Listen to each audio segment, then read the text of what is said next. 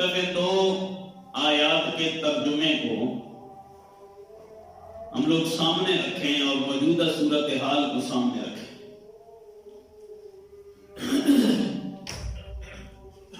کہ اللہ کریم ارشاد فرماتا ہے،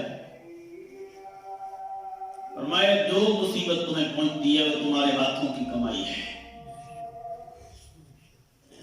اور پھر اپنی مہربانی خاص کا ذکر کرتے ہوئے فرمایا وَيَعْفُو عَنْ كَثِيرٍ، بہت ساری ایسی شامت اعمال ہے تمہاری، ایسے تمہارے جرائم ہیں، ایسے گناہ ہیں کہ جن کو ہم معاف کر دیتے ہیں، تو پوچھتے بھی نہیں ہیں.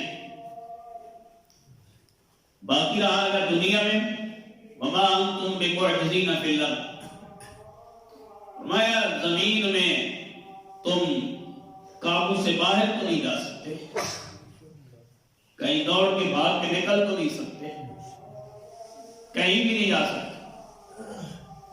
وَمَا لَكُم مِّن دُونِ اللَّهِ مِن وَلِيٍّ وَلَا نَصِيرٍ، اور نہ ہی اللہ تعالیٰ کے مقابلے میں کوئی تمہارا دوست ہے، مددگار ہے.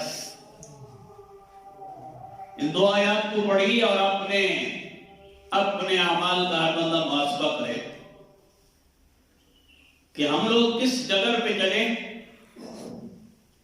سائنس پہ لوگوں نے ناز کیا، سائنسی ترقی پہ لوگوں نے ناز کیا، دنیا کے عروج پہ لوگوں نے ناز کیا، جدید ٹیکنالوجی پہ لوگوں نے ناز کیا، اور اپنی ملکی معیشت پہ لوگوں نے ناز کیا، اپنی ایٹمی اور مادی قوت کی پر لوگوں نے ناز کیا. لوگ اس قدر سائنسی علوم میں آگے بڑھے کہ ان کے ذہنوں سے یہ شے محو ہو گئی تھی کہ یہ نظام قدرت چلانے والی ہستی کوئی ہے. کافر تو تھے کافر، منکر تو تھے منکر. اہل ایمان اور اہل اسلام کی بھی غفلت اور دین سے دوری کا یہ عالم کہ اگر کوئی دین کا نام لیتا ہے تو لوگ اس کا مذاق اڑاتے ہیں، اگر کوئی دین کا پیغام دیتا ہے تو لوگ اس کا مذاق اڑاتے ہیں. اور جس وقت ہمارے معاشرے میں بے حیائی کرنے والوں کو سر عام سپورٹ کیا جائے، لوگ کھلم کھلا رشوت لیتے رہے،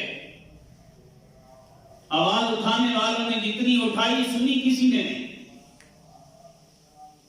کھلم کھلا لوگ بشمول حکومت سود کھاتی رہی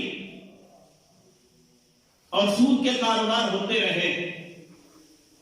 آواز اٹھانے والوں نے آواز اٹھائی، کسی نے کام نہیں کرے، توجہ نہیں دی کہ یہ دقیانوسی سوچ ہے، یہ پرانے زمانے کی باتیں ہیں، اب دنیا نئی ہو چکی ہے، اب لوگ ترقی کر چکے ہیں، اب جدت پسندی ہے، یہ فرسودہ باتیں کی جا رہی ہیں، 1400 سال پرانی باتیں دہرائی جا رہی ہیں.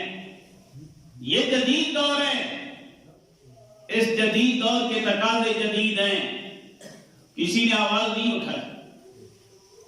چھوٹے چھوٹے بچوں کے ساتھ ریپ ہوتے رہے، وہ بچے قتل ہوتے رہے، ان کے ساتھ ظلم اور تشدد ہوتا رہا. اگر کسی نے آواز اٹھائی بھی ہے تو پھر ان کی آواز پہ بھی کان نہیں دھرے گئے بلکہ ان کے گلے دبا دیے گئے کہ تم نے بولنے کی جرت کیوں کی ہے. معصوم بچیوں کی عزتیں تار تار ہوتی رہی، غریب اور کمزوروں کی آبروؤں کے چیتھڑے کر دیے گئے، اور خاندانوں کی عزتیں ملیاں بیچ کر کے رکھ دی گئی. اس کے اوپر بھی اگر کسی نے آواز اٹھائی تو اس آواز کو فقط ممبر یا مولوی کی آواز قرار دیا گیا اور اس کے اوپر کسی نے کان نہیں دھرے. حتیٰ کہ پوری دنیا میں مل کے انڈیا میں مسلمانوں کو ظلم و تشدد کا نشانہ بنایا، کسی نے آواز نہیں اٹھائی. کشمیر کے مسلمانوں کو گھروں کے اندر مقید کر کے رکھ دیا، نہ مسلم حکمرانوں نے آواز اٹھائی، نہ دنیا کے ٹھیکیداروں نے آواز اٹھائی، اور وہ لوگ آج تک اسی چکی میں پیستے چلے آئے، اور یہ سارے اعمال ہم کرتے رہے۔ کسی نے توجہ دلانے کی کوشش کی، پھر بھی ہم نے کہا ان کو زمانے کے ساتھ چلنا ہی نہیں آتا، اس دور میں زندگی گزارنے کا طریقہ یہ نہیں ہے کہ آواز حق بلند کی جائے، اس دور میں زندگی گزارنے کا طریقہ یہ ہے کہ طاقتوروں کی ہاں میں ہاں ملائی جائے۔ جب لوگوں نے اس طرح کے مشورے دیے، پھر اللہ کل شیء قدیر میں پوری دنیا کے اوپر ایسا وائرس، ظاہری طور پر اس کا وجود کتنا ہے، مگر جس رب نے مچھر کے سامنے نمرود کو بے بس کر دیا تھا، اسی رب نے پوری جدید دنیا کو ایک وائرس کے سامنے بے بس کر دیا۔ جب امریکہ جیسے ملک کو جان کے لالے پڑے ہوئے ہیں، تو مجھے بتائیں کہاں ہیں یہ جدید ٹیکنالوجی کے فارمولے، کدھر گئے؟ ہمارے پاس اگر کوئی فارمولہ ہے تو وہ ایک ہی ہے، اس کے علاوہ کوئی نہیں ہے۔ میں پوری ذمہ داری سے آپ سے عرض کر رہا ہوں، ہمارے پاس اگر کوئی فارمولہ ہے تو وہ ایک ہی ہے، ایک دو چار بندے نہیں، سارے توبہ کریں۔ یہ نہیں کہ مسجد کا امام توبہ کرے، مسجد کا خطیب توبہ کرے، مسجد کا مؤذن توبہ کرے، مدرسے میں پڑھنے والے بچے توبہ کریں، پڑھانے والے استاد توبہ کریں، یہ نہیں، رشوت لینے والا بندہ توبہ کرے، سود کھانے والا بندہ توبہ کرے، پڑوسیوں کے حق مارنے والا بندہ توبہ کرے، لوگوں کے ساتھ ظلم اور زیادتیاں کرنے والا بندہ توبہ کرے، کمزوروں کے ساتھ ناانصافیاں کرنے والا بندہ توبہ کرے، اور اپنے کرائیٹیریا میں، جس کے بعد جتنا کرائیٹیریا ہے، جتنی کسی کی اپروچ ہے، جتنے کس کا اثر جاتا ہے، اپنے اپنے حالات کے مطابق ہر بندہ توبہ کرے، کیونکہ ہم سے غلطی تو ہوئی ہے نا۔ وقت کا حاکم سب سے بڑی توبہ کرے کہ جس حاکم کے سامنے پوری رعایا، اب نہ اس کو سیف سائٹ کی جا سکتی ہے، نہ اس کو گھروں میں بند کر کے رکھا جا سکتا ہے، حالات ایسے پیدا ہوتے ہیں کہ اگر خدا کا فضل شامل حال نہ ہو تو یہ دموں کی ہے نا یہ دنیا۔ اس وجہ سے اس پوائنٹ کو ہمیں سمجھنا پڑے گا، اب سوائے تائب ہونے کے اور کوئی راستہ نہیں ہے۔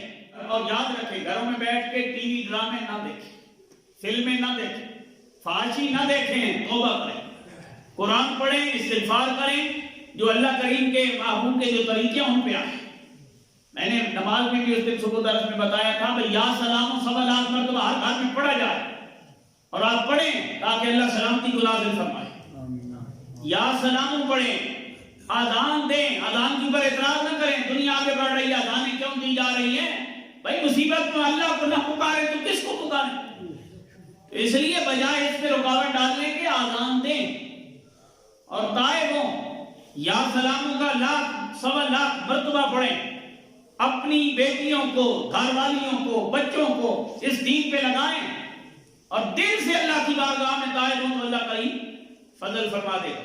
ہماری تو جو کہ ڈیوٹی ہے، ہم نے اپنی زندگی نبھانی ہے اس میں، ورنہ ہماری آواز سے اتنا دین نہیں پھیلتا جتنا دنیا ویسے سیکھ رہی ہے۔